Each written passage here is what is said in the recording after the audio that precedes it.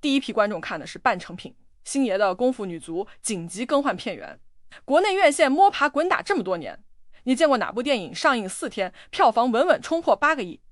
片方非但没有见好就收，反而主动通知全国影院统一更换新版片源。这种事搁在行业里简直是天方夜谭。天天周星驰就这么干了，而且干得理直气壮，干得全网哗然。一时间，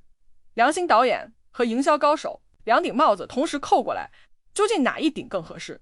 这个问题还真不是3言2语说得清楚的。事情的来龙去脉并不复杂，功夫女足原定档期是7月17日，为了抢占暑期档的黄金窗口期，顺带蹭上世界杯的联动热度，片方直接提档6天，11号就把片子送进了院线。短短4天时间，票房冲过8亿关口，猫眼评分 9.4， 淘票票 9.2， 数据层面怎么看都是一场漂亮的开门红，眼看着就要躺着数钱了。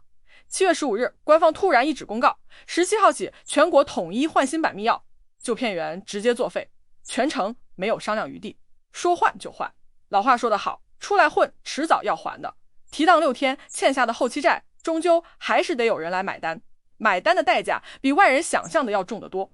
这部影片总制作成本 3.8 亿，光是视觉特效这一块就烧掉了 1.9 亿，海量的调色、混音、细节精修工序本该在原定上映日之前全部收尾，提档硬生生砍掉6天缓冲区，大量工序只能仓促交卷，成片里留下的瑕疵肉眼可见，部分支线叙事节奏拖沓，特效镜头的精细度参差不齐，个别场次的音量明显偏弱，这些毛病零零散散挂在片子上，就像一件手工西装的袖口，线头没收干净，整体还过得去，就是看着别扭。周星驰团队给出的解决方案是业内罕见的赛中修补，先上线抢占排片，映后立刻返工，优化完成后统一替换院线片源，新版的改动范围覆盖1200多个特效镜头的逐帧细化，足球对抗场面的重点升级， IMAX 和杜比影厅的色彩画质校准，全片重新混音，提升音效冲击力，顺带新增了防盗录加密水印。主线故事、人物戏份和结局一概没动，改的全是技术层面能改的短板。这话听上去很有诚意，可问题是，既然知道成品存在瑕疵，当初为什么要允许正式公映？骂声最响的是第一批买票进场的观众，他们的委屈说出来让人挺难受的，花了一模一样的票价，看的却是一个没打磨完的粗剪版，回头二刷的人反倒能享受优化完整版。这不就是花钱给人家当灰度测试的小白鼠吗？早知道等等再看。这句话在评论区刷了成千上万遍，字里行间都是憋屈，早买早吃亏的梗传的到处都是。气归气，这份气也不是没有道理的，愿意理解星爷的影迷倒是给出了另一套逻辑。你见过几个导演票房都已经大爆了，还肯倒贴人力物力，回头返工修片？绝大多数创作者的做法是，片子一经上映就彻底撒手，观众吐槽节奏拖沓，特效粗糙，统统当耳旁风。周星驰愿意在8亿票房的基础上追加成本打磨，这份较真本身就值得说道。看得更通透的那批人则直接把话说明白了。上映4天紧急换片源，这本身就是一个自带热搜体制的话题，全网自发讨论就是免费宣发，勾起已看观众的二刷欲望，又能拉动一波增量票房。猫眼原本预测总票房30亿，公告放出来之后，大量网友表态要二刷找改动细节，这一圈算下来，商业逻辑和创作诚意还真就同时成立，非要2选1，反倒把事情想简单了。真正读懂这个选择，必须把周星驰这几年的处境一并放进来看。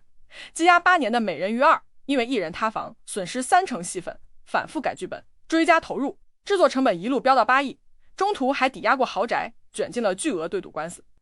那几年的煎熬不是外人能轻易评说的，而功夫女足是他7年以来头一部院线长片，背负的压力之重可想而知，不容有失，